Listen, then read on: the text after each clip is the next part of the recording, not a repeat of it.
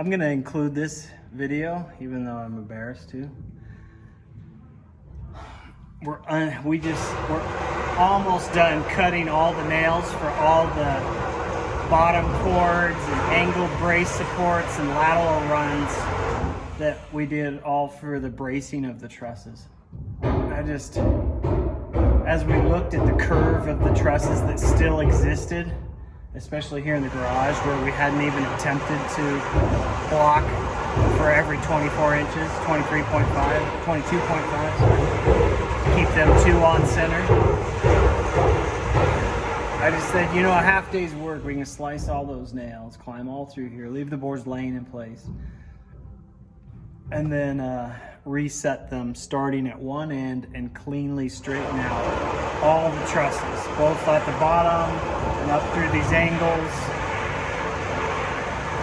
It's just a part of building that I just had never been a part of. I never helped anybody do this. I'd never even thought about it. And if for some reason, just in all my video watching, it never came across like, make sure you follow this exact process, even though it seems like common sense to so many people.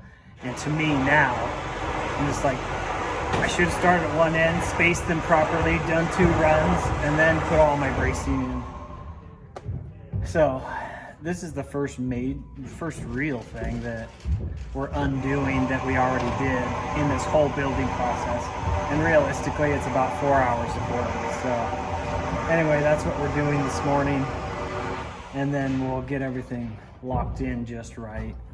I called my brother, who was a drywaller through college when he got his construction degrees, and then is now a builder in Utah and a construction management dude. And he's like, just leave it. The drywallers will see that the curves are slightly in place and don't worry about it. But I was just like, it's probably more of my pride than anything, but also just knowing our snow loads. I want the trusses on this house to be just right and perfectly braced and spaced and everything. So anyway, long-winded intro to today, and then hopefully the second half of the day we're doing cool stuff like, I think we're finishing taping the windows we installed, and we're gonna start laying out electrical. The plumber was supposed to be here, he's not. The roofers are up there. You can see him through the gap, poking around. And they're not putting the shingles on today, and that's another reason I want to get this done today. So anyway, here we go. We're about to start re-nailing all the boards, which luckily are laying basically in place, and this should go fast. My son's down there cutting his way back to us after we cleared out the garage. So here we go. You ready? Okay, so we set the first board, facing it off there, and now we're going through and tapping. Go ahead. You can see it's pushing it quite a bit. So it's 1.5 inches to 2 inches, which is what we discovered down there on that far wall.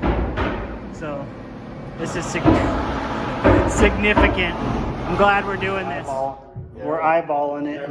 Freaking good. And it's straight now. It's to the eyeball. Plus, like some of them, this is 2 inches off. That one was about 1 inch. That one was 2.5 inches.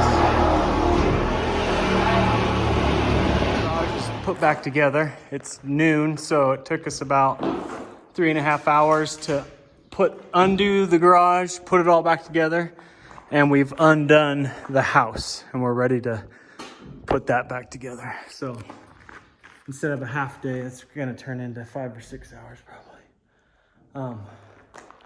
But it looks so much better in here, and you can tell obviously by this truss.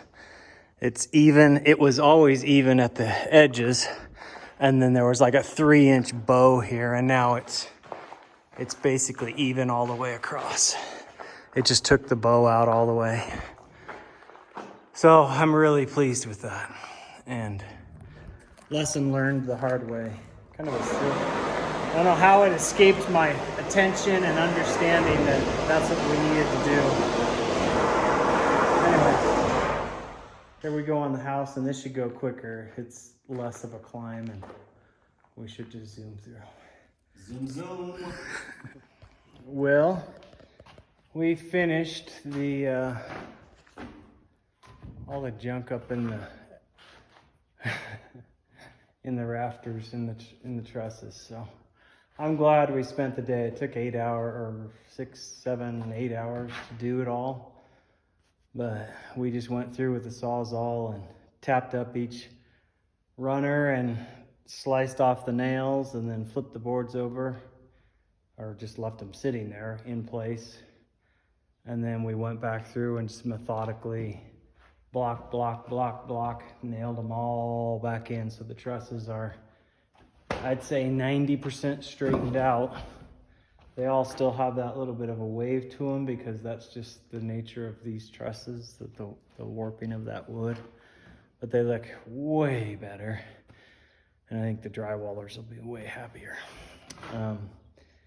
Lesson learned the hard way for me.